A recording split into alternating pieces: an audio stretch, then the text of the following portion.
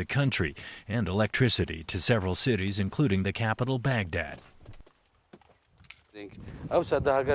This officer says if Islamic State fighters blew up the dam, many cities, including Baghdad, would no longer exist.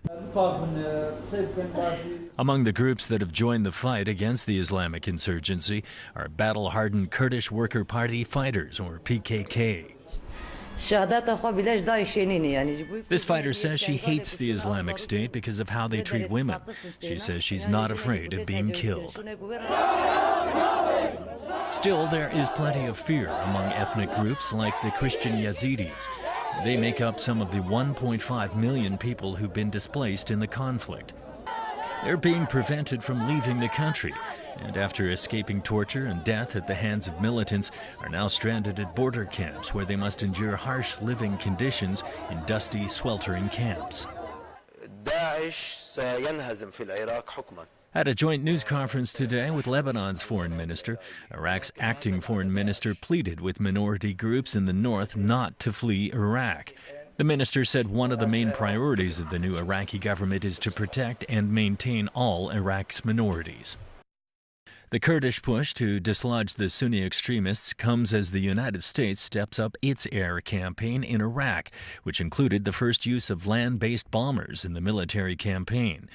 The U.S. began targeting militants over a week ago, allowing Kurdish forces to fend off an advance on their regional capital, Erbil. James Aiken, TVB News. Pope Francis made a special appeal for peace and reconciliation on the final day of his visit to South Korea. He made the call as South Korean and U.S. forces began their annual military drills today, with Pyongyang warning of a serious retaliation if provoked. Before wrapping up his 5-day visit to South Korea today, Pope Francis held a gathering of spiritual leaders representing the Buddhist faith, as well as other Christian communities. Then afterwards, it was time for Mass at the Myeongdong Cathedral.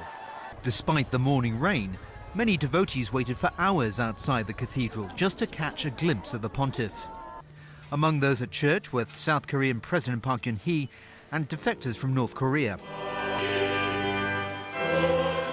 During the service, Francis met with former South Korean comfort women, ladies who were forced into sexual slavery during the Japanese occupation. In his homily, the Pope challenged both South and North Korea to find new ways to forge peace on the divided peninsula. He urged Koreans to reject a mindset of suspicion and confrontation. Ironically, Francis' plea for peace came as the United States and South Korean war machines began their annual military drills today, with North Korea threatening merciless retaliatory strikes in response. One Catholic bishop said Francis would continue to preach the need for peace and reconciliation wherever he went.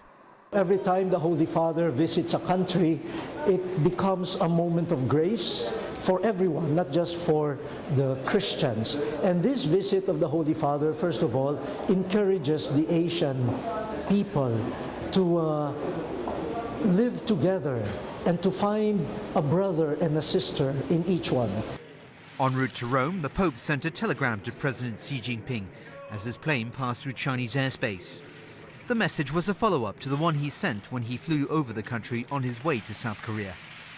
Once again, Francis extended his best wishes and offered his blessings for China and its people. And back locally, on his first day on the job, the MTR Corporation's acting CEO, Lincoln Leung, said he will try to finish the company's 5 railway projects as soon as possible. But he didn't confirm whether it would be the MTR Corporation or the government who'd cover the budget overrun for the express rail link to the mainland. The express rail link, as we have indicated and highlighted before, there is an agreement called the entrustment agreement between ourselves and government.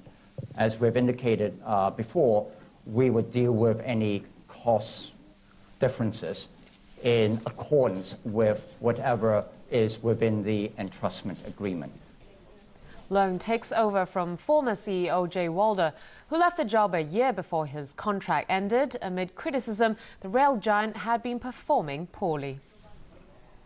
Academics continue the debate today over pension reform, just days before the Commission on Poverty is set to discuss the issue.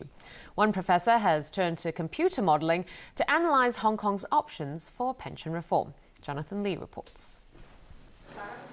Using existing data, Professor Cho created a microsimulation model which tracked data from more than 8,000 Hong Kong households. By computing each person's financial details separately, he could then predict the consequences of various pension reform proposals. Cho says the proposals should be evaluated based on how well they fulfill certain criteria. But nowadays, I think the most important thing in Hong Kong is because the poverty rate among the older adults is so high. So I think we should focus on how to reduce the older adults' poverty rates in Hong Kong. He also says a good pension scheme would help to defer income during a worker's lifetime. But he worries that these objectives may be ignored if Hong Kong's sole focus is the financial sustainability of its pension reform plans. Some of the proposals on the table include raising the old age living allowance scheme's monthly payments to $3,000, improving coverage of the comprehensive Social Security Assistance Scheme, and implementing a universal pension. Cho found that a universal pension scheme would reduce poverty among the elderly by the greatest amount. But he says it would also cost Hong Kong an additional $30 billion each year, a total of $850 billion by 2041. An alternative proposal involving improvements to the current Social Security scheme was predicted to be twice as cost-effective by his study. A universal retirement protection plan will likely be one of the topics under discussion when the Commission on Poverty meets this Wednesday. But Cho, along with others in the academic community, hopes alternative proposals for pension reform will also be given serious consideration by the government. Jonathan Lee, TVB News. All right, Tony, over to you for sports. Yeah, and the EPL is in full swing. English champions Manchester City and runners-up Liverpool got off to winning starts. The Reds beat Southampton 2-1 without controversial star striker Luis Suarez, who joined Barcelona. Here's James Wong.